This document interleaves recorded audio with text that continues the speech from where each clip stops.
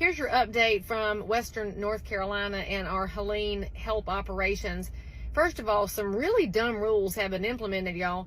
One of our big shelters and distribution centers, the health department told the refugees, those that are stranded, who've lost everything, that they could not use the shelter showers without flip-flops. Dumbest thing I have ever heard. These people have lost everything, and you won't let them take a hot shower without flip-flops? Oh, well, when I got that call, thank you, friends, and thank you to Larry in Concord who hooked us up at the nail supply place, because we sent 18,000 pairs of flip-flops up to the shelter this morning, where one of my girlfriends took a trailer up so people can take a shower. Those are the kind of rules that don't help in a time of absolute survival disaster. That's number one. Number two is, if you're reading about FEMA online and wondering if they're really a pain in the tail, I can confirm it is true. I tried to send in a pallet of chainsaws 2 days ago, and we had to divert it somewhere away from FEMA because they wanted to confiscate. FEMA, those ain't your chainsaws.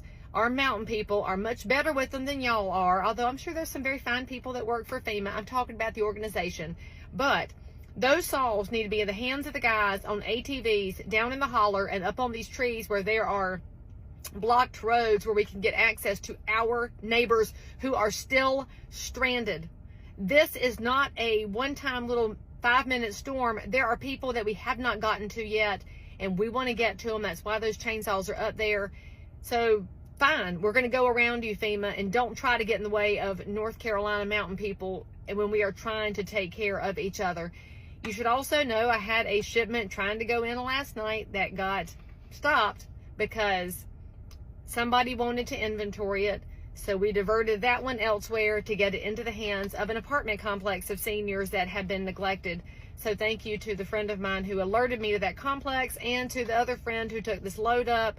And by the way, got to spend the night at the apartment of somebody who was just willing to help out. The biggest thing you have to know here is that neighbors are looking after neighbors, and when FEMA's in the way, don't think you're going to stop us, because that's basically like a Satan roadblock, and God will find a way because God always wins. The other thing I want y'all to know is that we do have support from all over the country. We've got NYPD, fire departments, we've got linemen and emergency personnel, and we in North Carolina are very grateful that you have chosen to come help us. So thank you to them, but boo to the government agencies that want to get in the way. And by the way, got to add one more thing. The announcement today that this little tiny piddling amount of money is going to go to people impacted by this storm. Are you kidding me? I told y'all before, you cannot eat money or drink money. Why are we not seeing massive supply drops come in? And I mean massive. The government is run by my taxpayer dollars and your taxpayer dollars. They are a net consumer, not a producer. So whatever they're throwing out there comes from me. As a taxpaying citizen, DC, quit trying to buy us off, because you can't buy us for $750 anyway. How about you send in the water we need, send in some ATVs, send in some more chainsaws and fuel, and let us take care of our people and get out of the way, because Western North Carolina is going to pull through this, whether you get in our way or not.